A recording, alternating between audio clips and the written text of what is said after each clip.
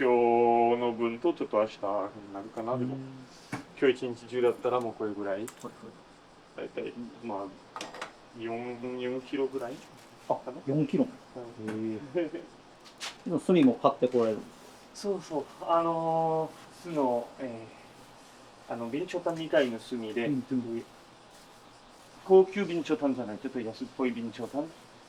いろんな炭使ってみて、修行してた時の、松炭の鍛冶屋さんの松炭は結構油があって煙はすごいです。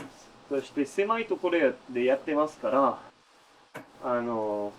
お店と工場一緒にやってて煙とか多くて店は全部変な油汚れになると刃物とかも汚くなる。このいろんな炭使ってみて、体に悪い炭とかいろいろこの炭使ったら軽くて結構長く持つ。そして最初だけ煙が出るけどその後割と綺麗。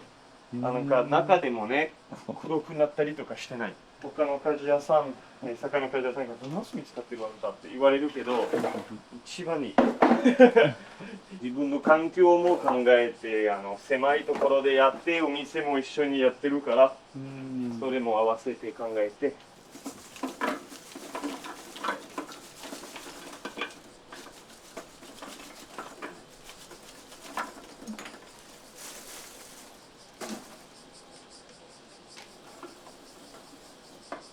基本的にそう毎日最初はちょっと掃除してもちろん掃除が大事、心の準備。みんなねガスとか使ってる職人さん鍛冶屋さんはこれ気にしないけど。あ、でガスの方もいらっしゃるんですね。ほとんどね。あ、そうなんですか。今ガスをほとんどね。だからガスはねこの準備必要ない。パッて回して。そうですね。はいはいはい。終わり。便利だけどね鍛冶屋の仕事を好きな人と仕事だけでやってる人とまたちょっと違う。うちは結構この仕事好きでやってて仕事もちろんだけどこの作業は好きなのでもうできるぐらいねこの雰囲気残したい。それ独特のヨーロッパの考え方と思いますね。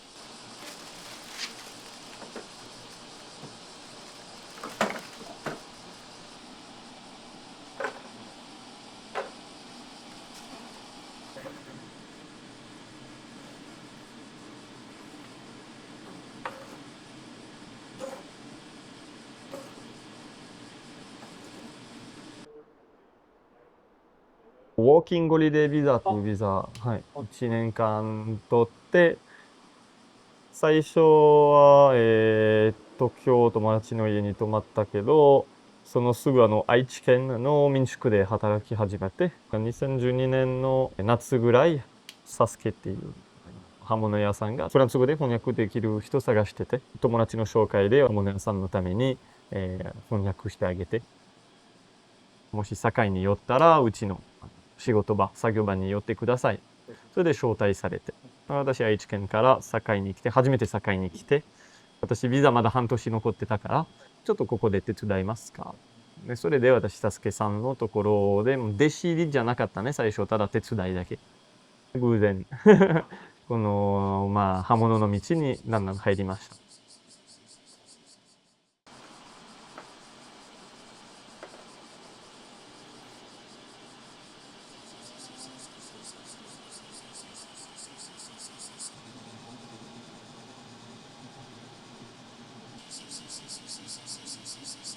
修行してる時に必ず修行用の釜を作らないといけなかった。親方と砂取りに行って川の方行って、あとレンガとか、はい、最初やっぱり自分の道具を作って自分の釜を作って、修行はねこれ大事ですね。ただ作るだけじゃなくて作り方、逆にその後練習すればいけるけど、こんな感じだったらね、ちゃんとマスターが見せてくれなかったらダメだね。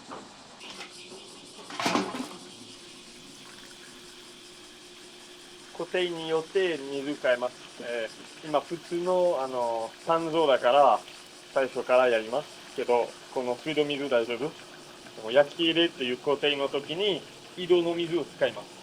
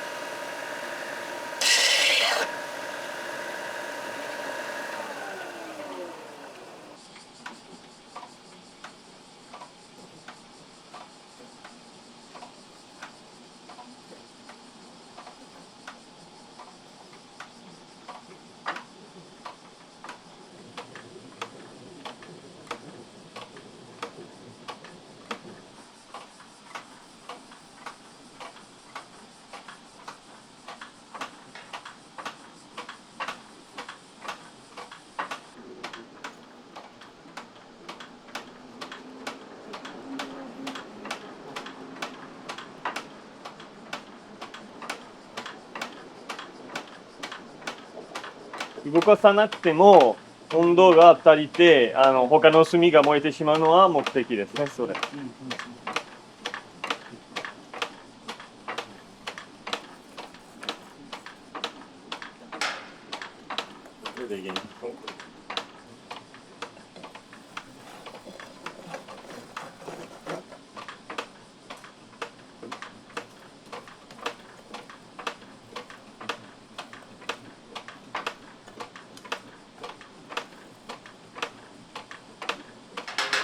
もう煙ほとんど出ないでしょ今。そうですね。さあ消えてきた。確かに。最初だけ、それ楽。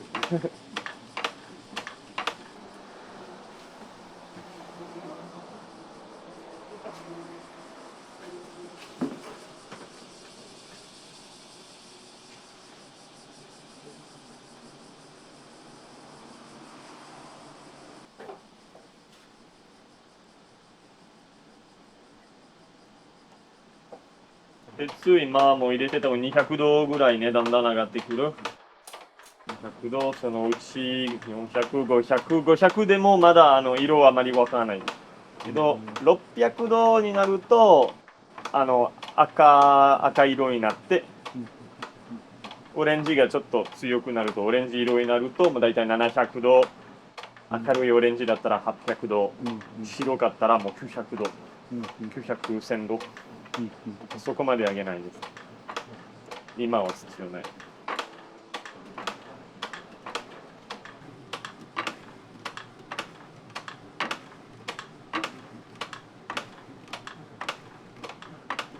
た通り、もう今、550、600ぐらい、ここら辺でも、私今ちょうどここ見えるかな、線が、さっき引いた線があって、これだったら、ちょうどこの部分温めます。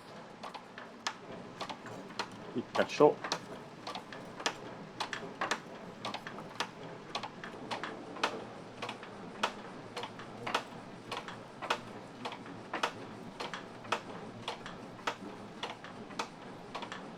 うちょい。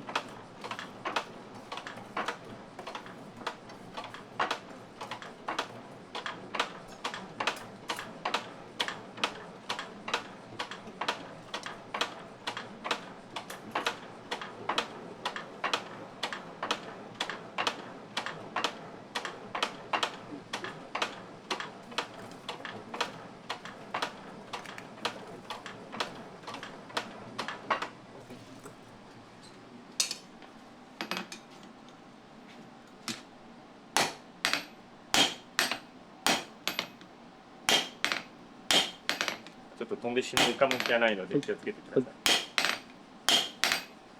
飛ばないようにしますけど。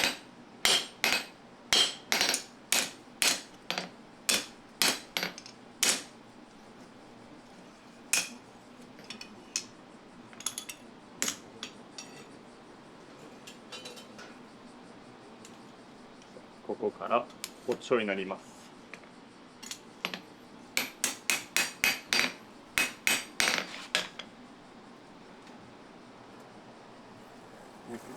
もう熱くなってた部分を先からやって、先に温めて早くなるように。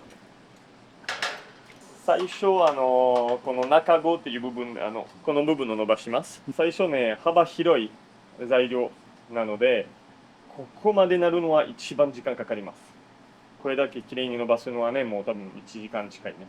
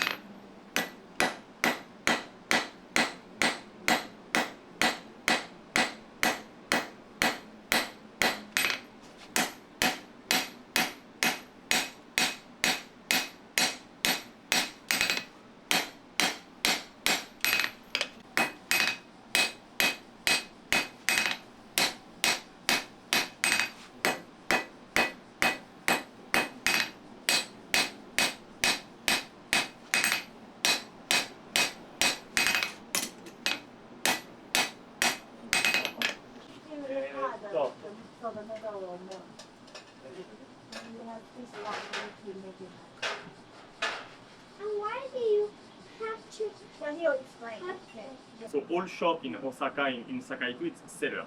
So they buy knife from maker and they sell it. I'm the only one to make and to sell directly.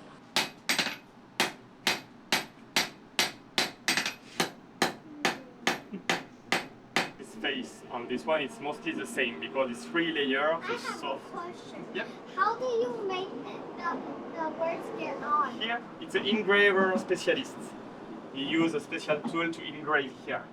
This is multi-purpose knife. It's 18 centimeters. We call it santoku. Buffalo horn. So this knife here are carbon steel. Really famous for making carbon knife, and I've waited for almost 2 years. Yeah. Yeah, to be on waiting. What? Mais c'est le stage de sabre normal, c'est escrime ou oui, escrime. D'accord. escrime. pas Là, kendo là, aujourd'hui, ils sont championnats du monde à Hong Kong. Ah, Hong Kong, d'accord. Mais en fait, on a 3 entraîneurs français.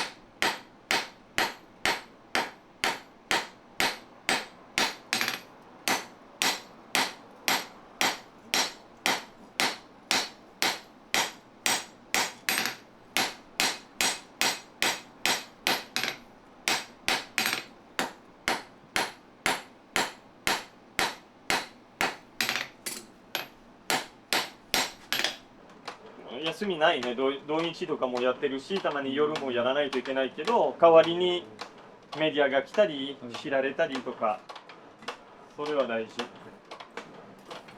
今の時代ね、顔を出して作業見てもらってとか、ちゃんと時間かけて話しなかったら知ってもらえないね。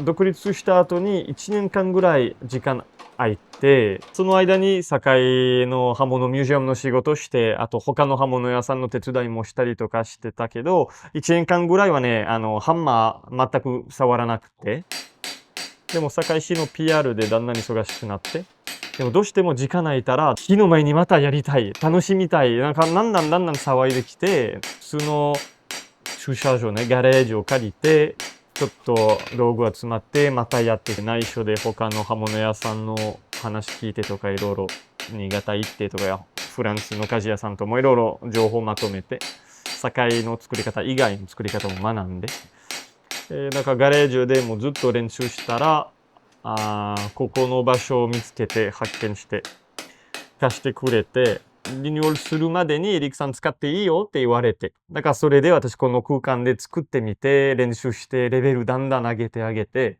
このオーナーがまあすごいエリックさん楽しんでるし、お客さんは興味ありそう、見るの興味ありそうなので、もうリフォームするけどエリックさんのところを残しますって言われて。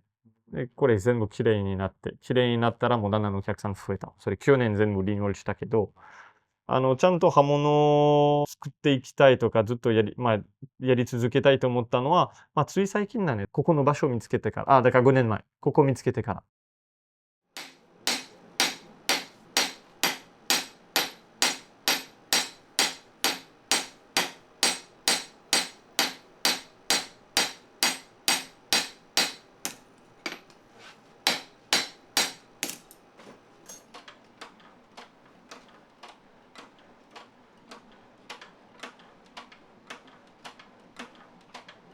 こういうのがあるんですか？アメリカの方が、はい、道具が多い。へえ。趣味でやってる人が多いので、ヨーロッパとアメリカ。だからそういう、マーケットがあるね。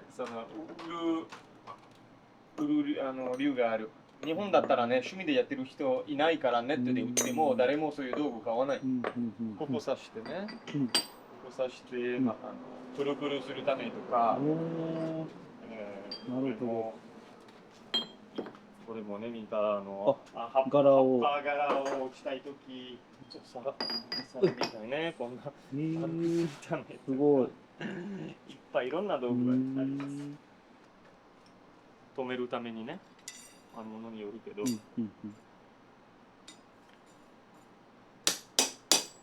これしたら、押さえるためとか、なるほど。そうしてたら上に行かない。はい。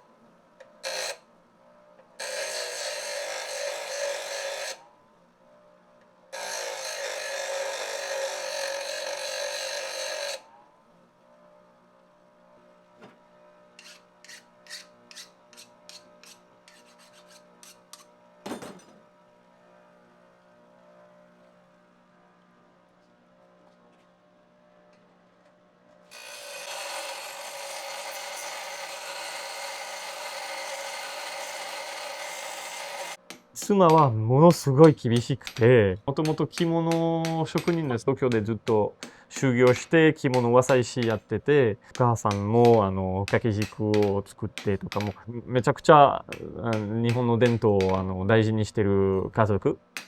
いつも妻が使ってみたりとかする。いや、ダメ。やっぱり親方の方が良かったよとかって言われて、研ぎ屋さんが大丈夫、エリック、大丈夫、売れるよって言われてるから嬉しい。ああ、見て、マリちゃん、それ良かったよって言われるけど、使ってみてダメ。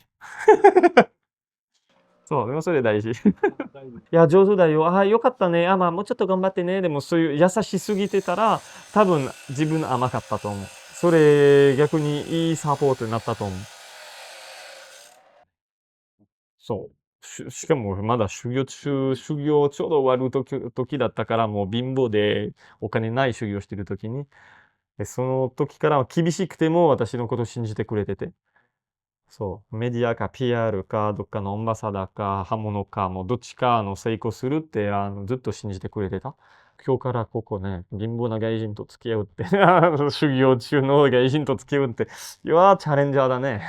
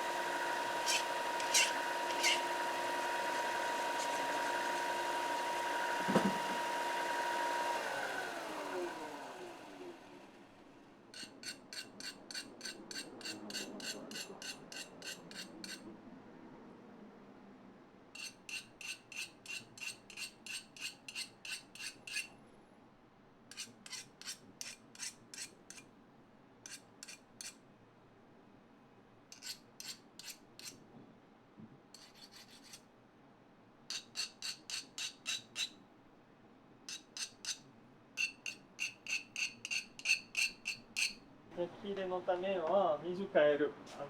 水を出して、井戸水を使います。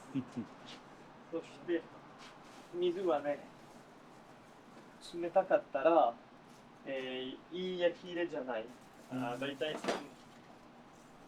30度ぐらい、30度ぐらいの水必要ですので、今、井戸水は冷たいから、井戸水を使って、その後、今、中に入っているレンガは熱いレンガなので、レンガ水の中に入れたら、あと触ってだんだん温度を上げます。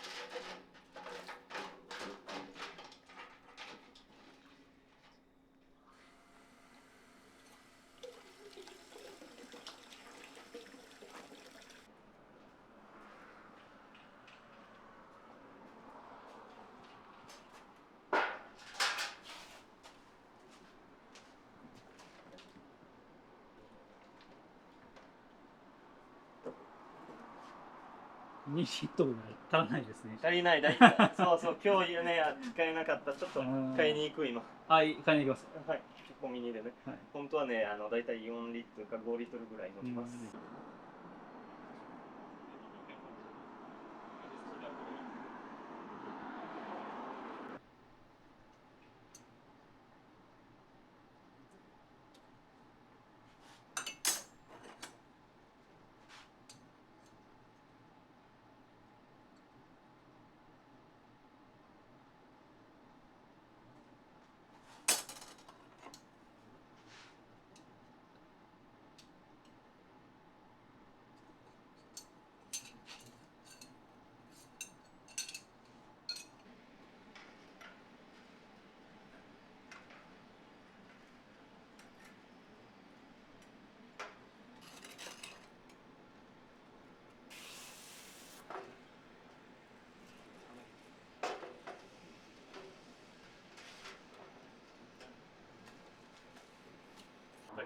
ので、この名残なんですね。そう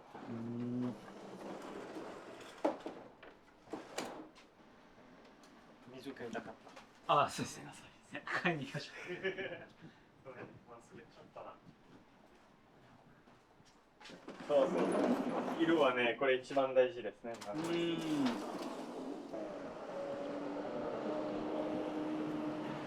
暑いね。暑いですね。なんかフランスもなんかめちゃくちゃ暑いみたいなニュー今スで。年はすごい暑かったらしいけど、うん。でも言ってもね、はいはいはい6日間ぐらいだったね。あ、そうなんですか。セブンイレブンのクッキー大好き。レジの方で売ってるあー唐揚げとかいろいろあるでしょ。はいはいはい。あそこのクッキーは大好き。あ、そうなんですか。そう。まさかセブンイレブンのクッキーで朝だけ焼いててよく売れ切れ。だから人気あるかも。そんなに人気ない。がちょっとしか作ってないかな。はいはいはいはい。ラオソンとかやってない。昨日食べたくてもう頭変になって来たらもうなかったかあ、なんらか。こう回してあったかいぬるい方ね。だから今ちょうどそうね30度ぐらいですね。これ30度ちょうどいい。冷たすぎたらダメ、熱すぎたらダメ。いろんな人がいるね。私の親方はね氷入れてた、氷水使ってたけど、他の会社さんと喋ったら、いやちょっとあったかい水使った方がいいって言われて、確かに自分がねあったかい水使ったら、ちょっとあったかくしたらなんかちょっと物が良くなった。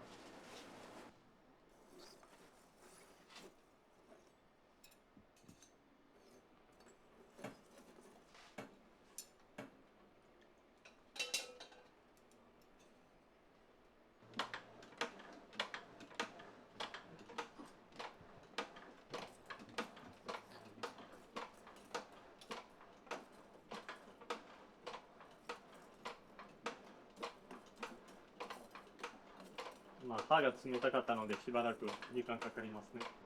800度、770度以上温めないといけない。水に入れる。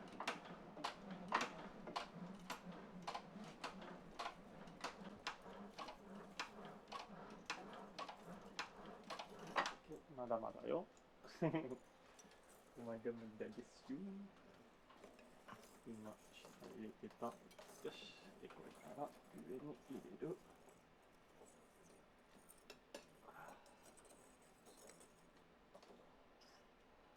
ここも、ここら辺。右の包丁はちょっとまだそんなに熱くないところに置いて、だからとりあえず左置いた包丁を3つ入れて、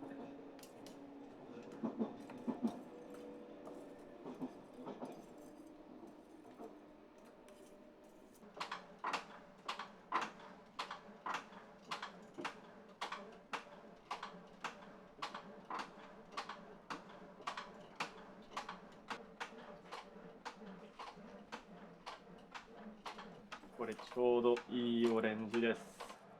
これで刃先だけはちょっと足りない。ちょうどこの色は800度。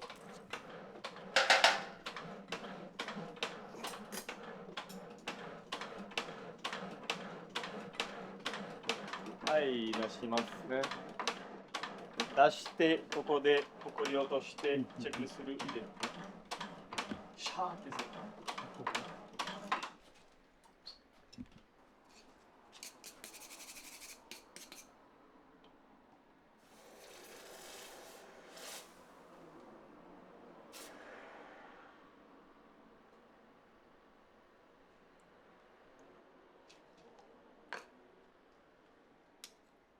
チェックする。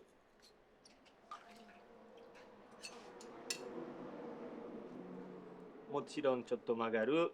それ後でこれ終わってから後で直す。今叩いたらねダメになる。表面がきれい。ちょっとだけ白くなる。それ焼き入れした後にポチポチ白くなるね。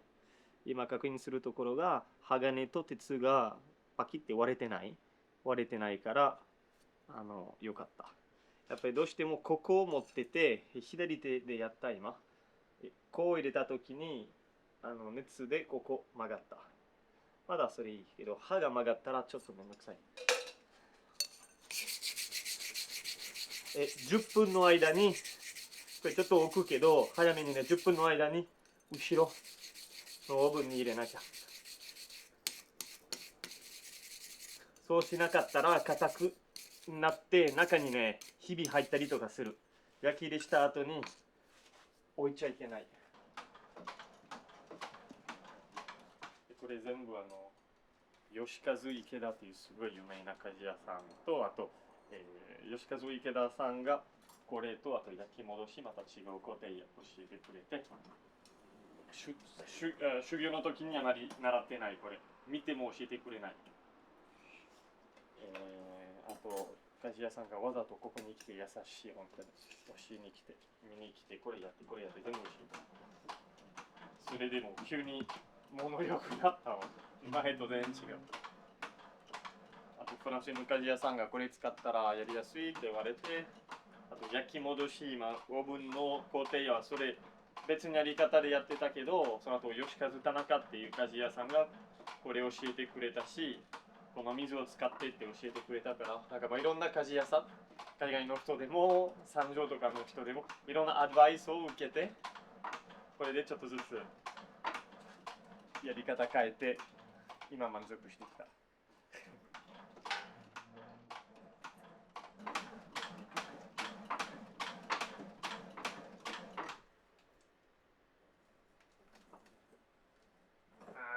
頭はちょっとこれに入った。ガス使ったらもう全体的に同じ感じに温まるけど炭でやるとちょっとムラが出てくる。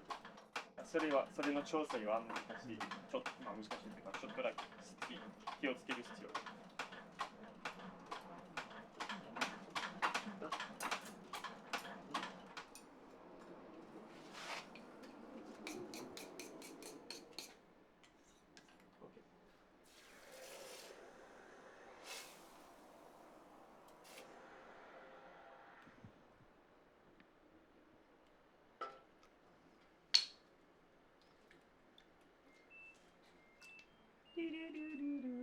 ピザできた。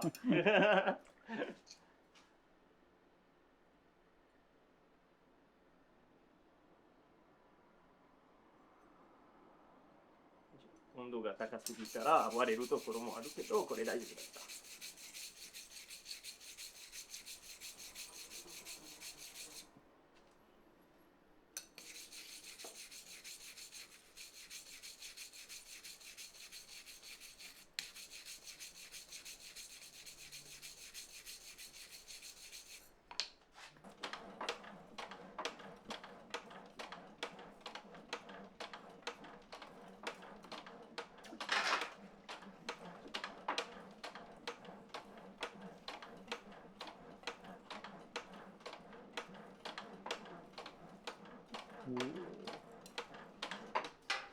ついね。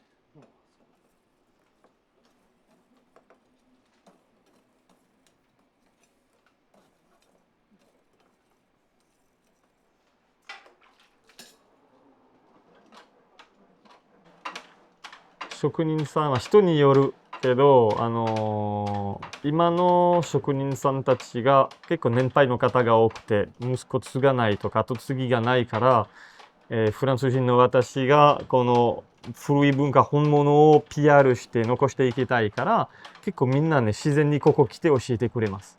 もうすごい助かった。本当に好きですからこの火の前でやったりとかして。でもそれだけだったらつまらない。その前はねガレージでやったらなんかあまり気持ちよくないですね。趣味だけであまり設備とか整ってなかったし、まあやってるけどやってるって人に言いたくなかった。けどそれしなかったら寂しい。だからどっちも必要。私生きていくためにどっちもコミュニケーションと作る方はもうどっちもすごい満足してて、本格的にここでやっていろんなやり方とか変えてこれで5年前からも続けたいと思いました。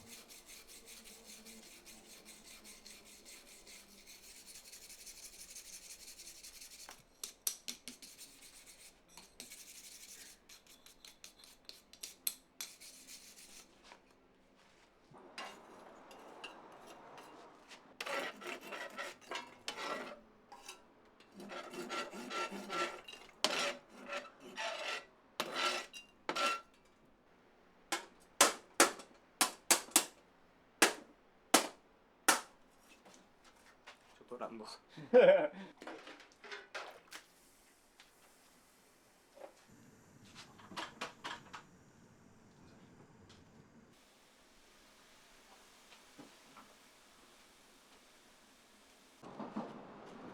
今ちょっとね、青く、ちょっと青っぽくなってて、チェックするために、ちゃんと焼き戻し、うまくいったって確認するために、黄色、ちょっと黄色っぽくなってるでしょ。ここも、もうちょっと黄色になっているね。青と黄色の間ぐらい、ちょっとこうなんか、麦色って言います。ゴールド色っぽいね。これは焼き戻しうまくいったってこと。もし青すぎたら温度高すぎたってこと。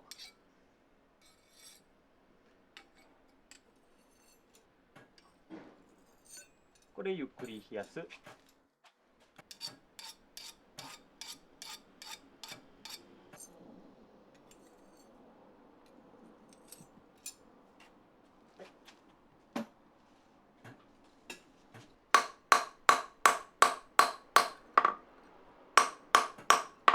ょっと直すね。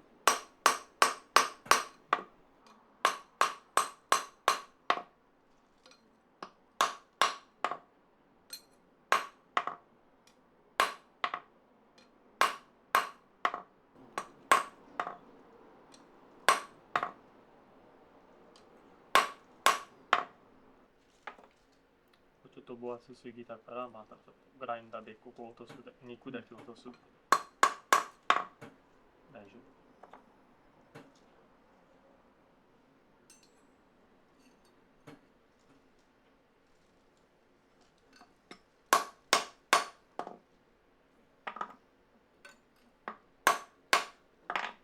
続きながら、やっぱり他のところも PR したい。堺は十分知って、もう PR もしたのはもう10年以上やってますから、まあ、2つの道、補助続きながら2つの道をもう考えてて、まあ、年とたおじさんとかになったらもう日本全体的の日本伝統文化のアンバサダーとか政府の仕事いつかできたらいいと思います。本物を伝える。インバウンドのために売れる日本じゃなくて、まあ、インバウンドを育てて、本物を買ってもらうように知ってもらうようにしたいね。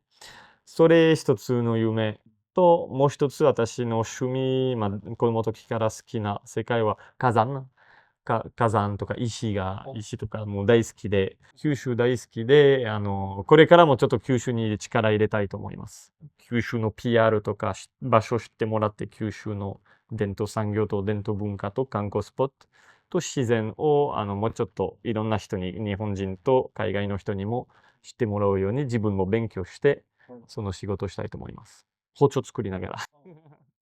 今冷たくなったから、よいしょ。もう一回やらなきゃ。Normalement, quand tu es dans le sud à Paris. Ouais. Quelle étude là? Vous êtes à quelle fac? On est en école de mode. Ouais. Je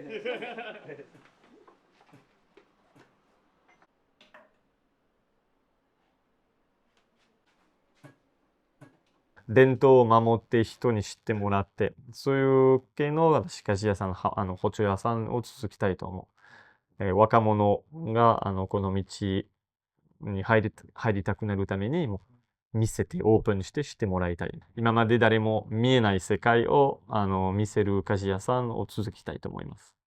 本